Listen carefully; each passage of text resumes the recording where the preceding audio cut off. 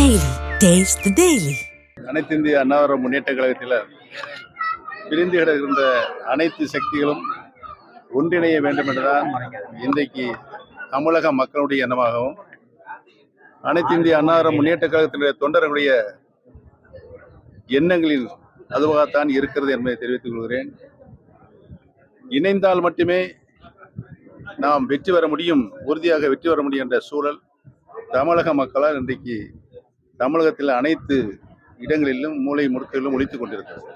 Sir, AIADMK பாஜகவோட கூட்டணி அமைக்கிறது ஒரு பேச்சு பரவலாக அடிபடுது சார். அதை பத்தி தேர்தல் இன்னும் ஓராண்டு இருக்கிறது. தேர்தல் சமயத்தில் அனைத்து இந்திய அண்ணா முன்னேற்ற கழகமும் பாரதிய ஜனதா கட்சியும் பேசி முடிவு செய்யும்.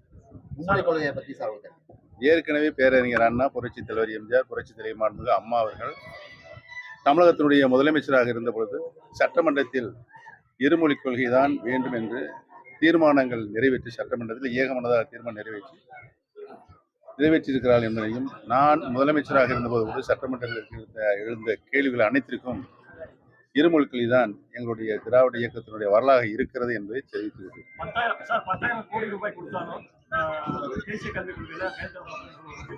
2 கேள்வி கேட்குன்னு சொன்னீங்க, இப்ப 5 கேள்வி கேட்டு சொல்லிட்டேன். அந்த இருமொழி கொள்கையிலே சொல்லிட்டான். அதாவது தூய அனைத்து இந்திய அண்ணா முன்னேற்ற கழகத்தினுடைய தொண்டர்கள் எந்த கட்சிக்கும் போக மாட்டார்கள் என்பதுதான் அனைத்து இந்திய அண்ணா முன்னேற்றக்கூடிய வரலாறு.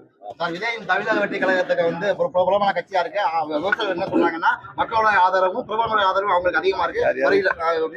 தமிழக வெற்றி கழகத்தை தமிழக வெற்றி கழகம் விஜய் ஆரம்பிச்சிருக்க கட்சியில இப்ப அவருக்கு மக்கள் மத்தியில் அவர் செல்வாக்கு அதிகரிச்சுக்கிட்டே போகுது. பிரபலங்களும் அவர் கட்சியை நோக்கி ஒரு அரசியல் கட்சி எந்த இலக்கை நோக்கி சென்று கொண்டிருக்கிறது என்பதை மக்கள் கணித்து சரியாக தீர்ப்பு வழங்குவார். இதுவரை அருமை நண்பர் விஜய் அவர்கள் எந்த ஒரு தேர்தலிலும் நின்று மக்களுடைய தீர்ப்பை பெறவில்லை. அவர்கள் தீர்ப்பு எப்படி, மக்களுடைய தீர்ப்பு அவரை நோக்கி எப்படி இருக்கிறது என்பதை தெரிந்தவர்கள்தான் கருத்து சொல்லணும். வெள்ளாடு ஓனாயும் ஒன்றாக முடியுமா? பயிரோட சேர்ந்த கலைகளும் விவசாயம் பண்ண முடியுமா? துறையோட சேர்ந்த விவசாயத்தையும் எப்படி? வார்த்தை ஜாலத்துக்கு தான் இது ஒத்து வரும், நடைமுறைக்கு ஒத்து வராது.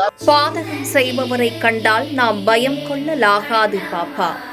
மோதி மிதித்து விடு பாப்பா, அவர் முகத்தில் உமிழ்ந்து விடு பாப்பா. அண்மை செய்திகளை உடனுக்குடன் தெரிந்து கொள்ள இணைந்திருங்கள் எம் நாடு தொலைக்காட்சியுடன்.